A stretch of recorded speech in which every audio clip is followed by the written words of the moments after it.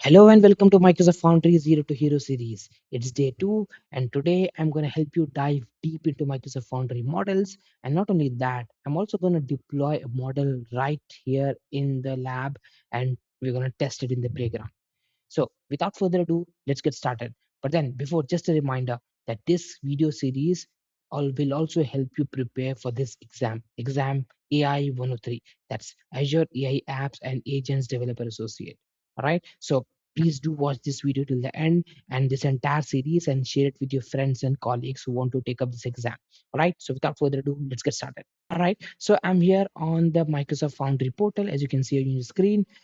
So if you have not set it up yet, and if you want to know how to set this up, then please watch my previous video where I've shown from the scratch as to how to set up Microsoft Foundry from the beginning. All right. So you need to come to here to this portal page ai.azure.com, and on Microsoft Foundry, as you can see, there's an option called Explore Models. All right. So we're gonna explore models, and I'm gonna show you exactly what are the things that you need to know before you deploy a model in Microsoft Foundry. So once you set up Microsoft Foundry, the first thing that you should be doing is deploying a model.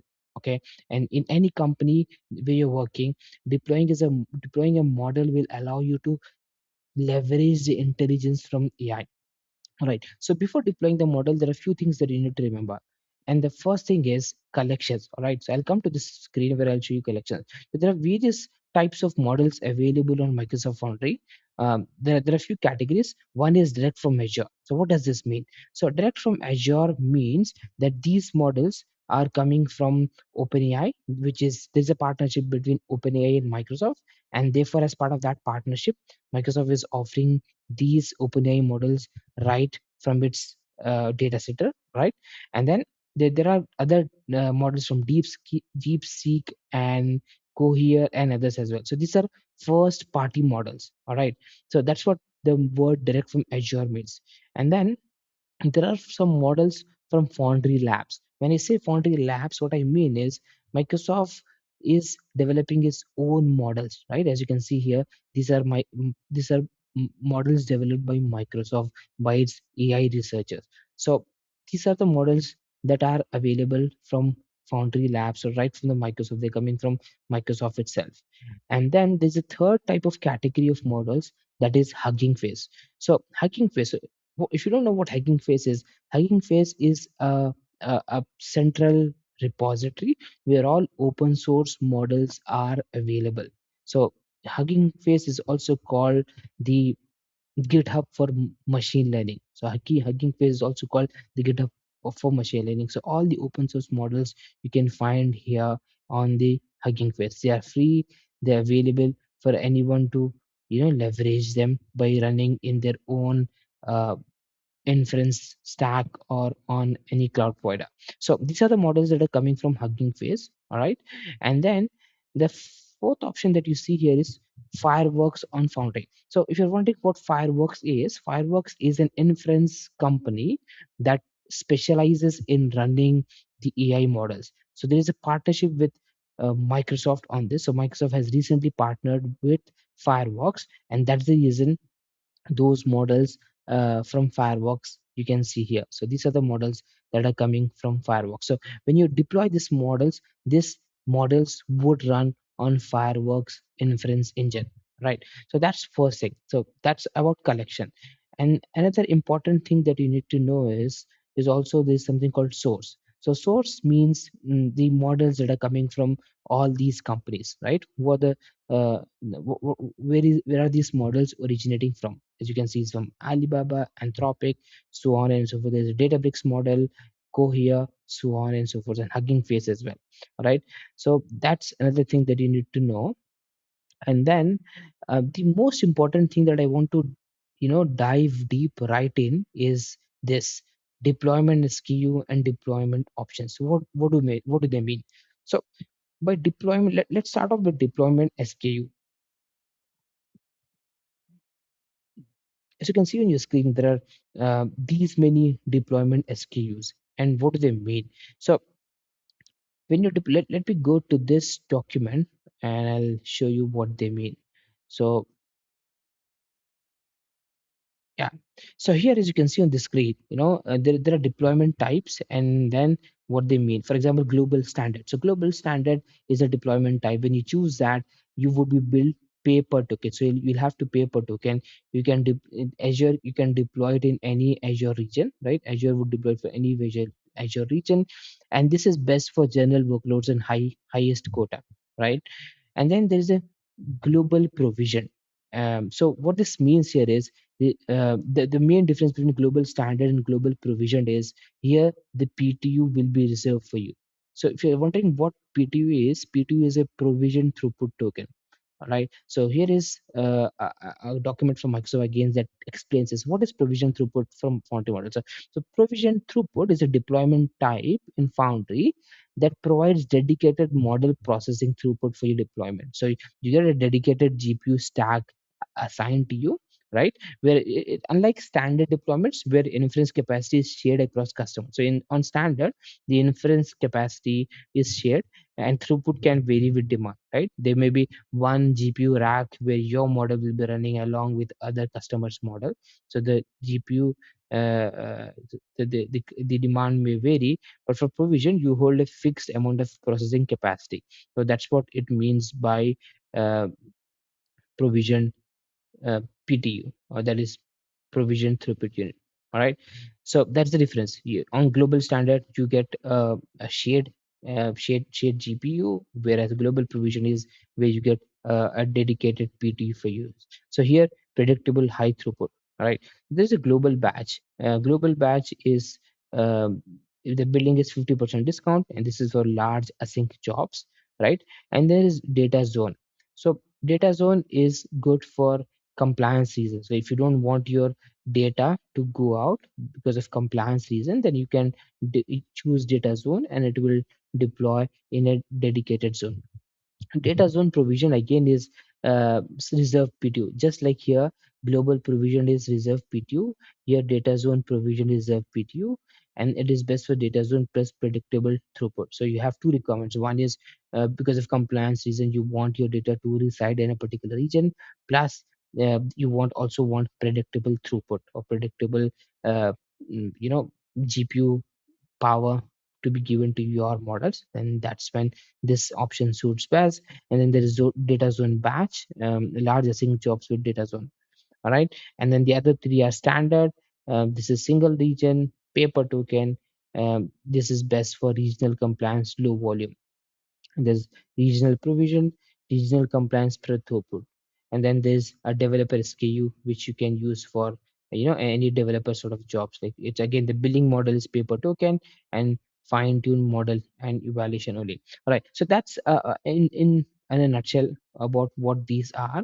So most of the times you may want to go for global standard, right? This is best unless you have a data zone requirement where you don't want your data to go out. So with that sorted, the other thing that I want to draw your attention to is this deployment option. So there are two types of deployment options. What is managed compute and serverless API? Now let's try to understand what they mean.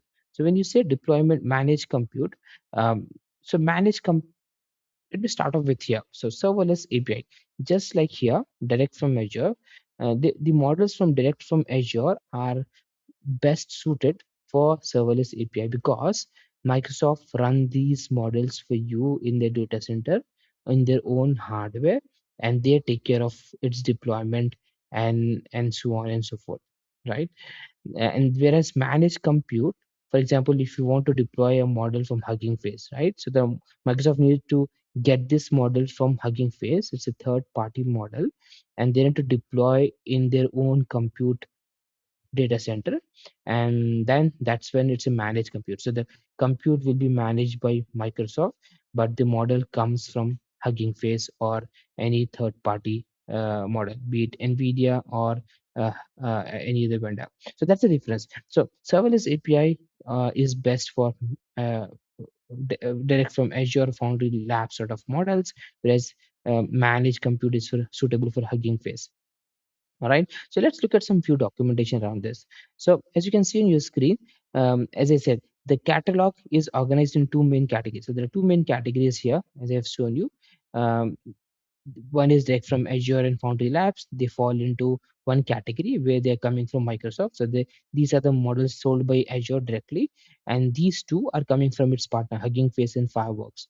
So models from partners and community. So these are the two main categories, right? So which is best? When should you use which? So characters of these direct models are official first-party support from Microsoft, high level of integration with Azure services infrastructure, extensive performance benchmarking validation, and adherence to Microsoft's responsible AI standards, and then obviously enterprise grade scalability, reliability, and security, right? And whereas models from partners and community is you get diverse set of models from various vendors, be it NVIDIA, uh, any other third party vendors like Mistral, so on and so forth. Now, when should you choose? Choosing between direct models and partner and community models. So I think when selecting these models, you need to think about use case and requirements. What exactly is your use case? So models sold by Azure are ideal for scenarios that require deep Azure integration, guaranteed support, and enterprise SLAs. If you want to deeply integrate with Azure stack like Key Vault, storage, um, function apps, so on and so forth, then this makes sense. All right. So that's one thing. And the other thing is about deployment, manage compute. So the other thing is about manage compute that talked about. So manage compute, as I said, so it's in preview right now. Let me show there. Yeah. So Foundry provides two deployments. Yes, I've just shown you standard deployment. That is this one. Standard deployment is this one, serverless API, and then the second one is manage compute. So standard deployment in Foundry. Let's figure out the difference between these two. So models sold by Azure, that is Azure Open API plus partner models, and select models from partners. So they are best for standard, and they fall in this standard deployment category, whereas other models in model catalog from partners and custom models, for example models from Hugging Face and Nvidia, they fall from under managed compute umbrella. So how does the billing happen? Token usage or provision throughput, and this one is hourly per accelerator SKU, right? Because the reason why this is not for token usage is because Microsoft deploys these models for you in their own accelerator. That's the reason it's accelerator SKU.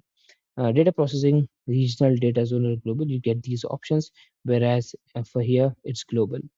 um, so yeah, that's a broader difference between uh, the model, the standard deployment and managed SKU.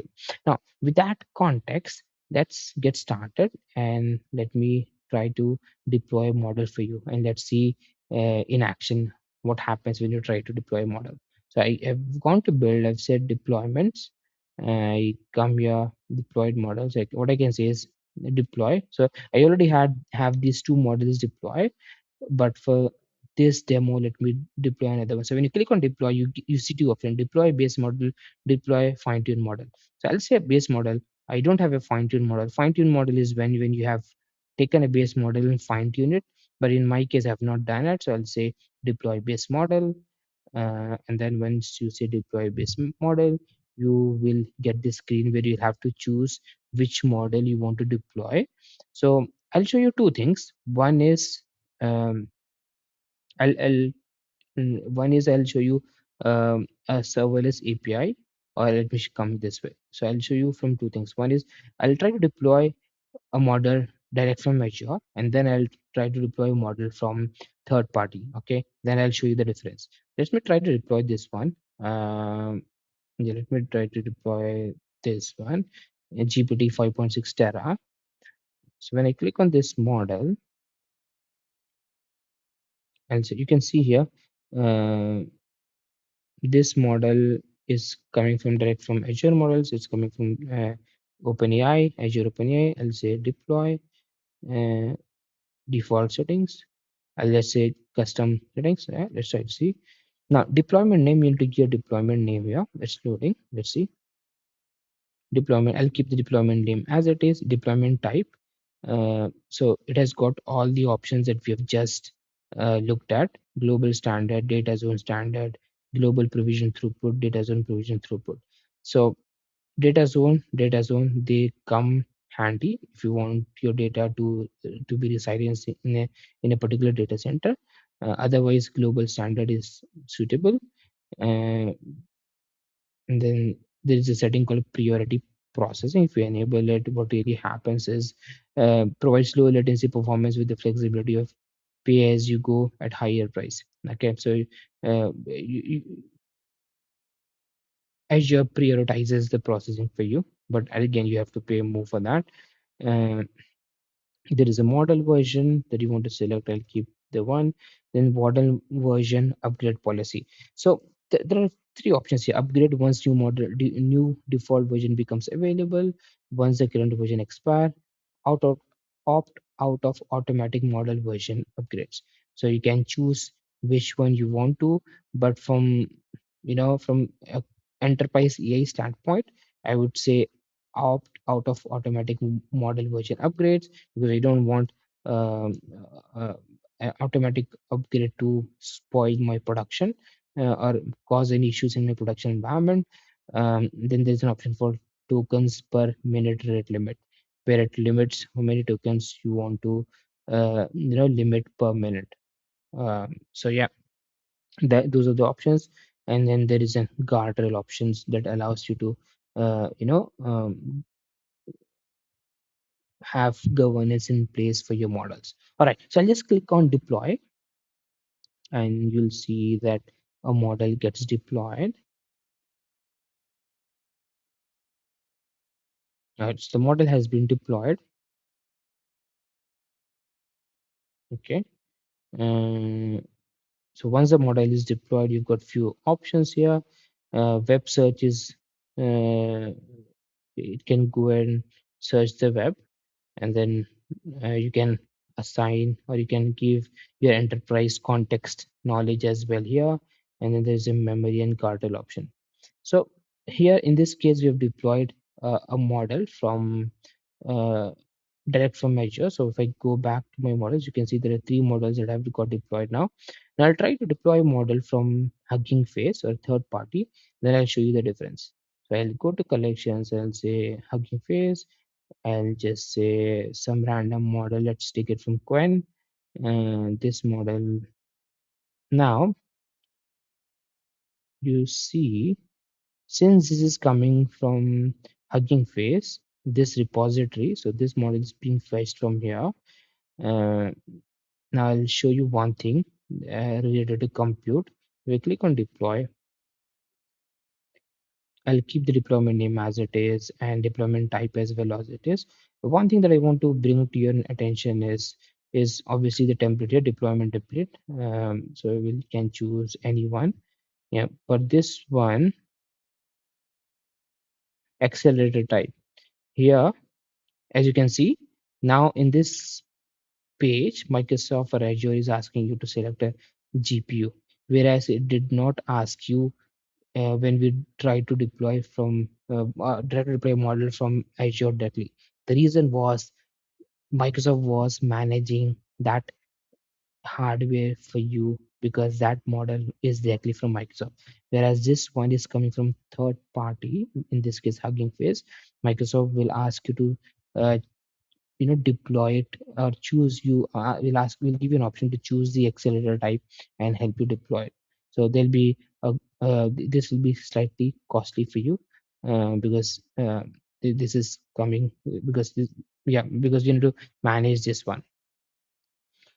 All right, so that's it. Hope this was helpful. In this video you got to see as to you have learned what are the various model type available and how to deploy them, where I've shown you both a model directly from Azure and from third party as well. Hope this video was helpful. Please do share it with your friends and colleagues. Thank you.